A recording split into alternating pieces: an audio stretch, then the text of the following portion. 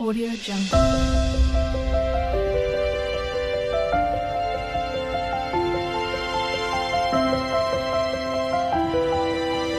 Audio Jungle.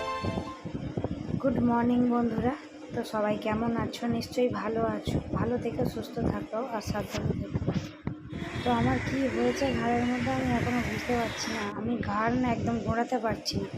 Pain killer খেলাম 3-4টে, তারপরে মালিশ করলাম ভলিনি দিয়ে, কত দামি দামি ওষুধ এনে দিল।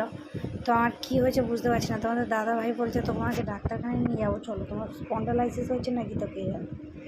তো বালিশগুলো রোদে দিলাম, সব দিলাম, তবুও জানো না আমার ঘাড় ব্যথা করছে। আর ওই কদিন ধরে আমি রান্নাও করছি, শাশুড়ি মাই রান্না করে দিয়েছে, তোমাদের দাদাভাই সবাই মিলে ওরা রান্না করছে।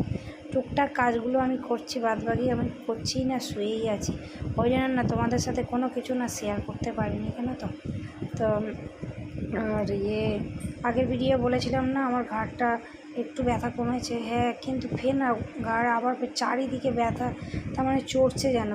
এদিকে ব্যথা ছিল আর ওই সাইডে ব্যথা হয়ে গেছে। ওই জন্য আজকে মামামের কিছু ভিডিও দিয়ে, তার মানে ফটো দিয়ে তোমাদের সাথে শেয়ার করলাম।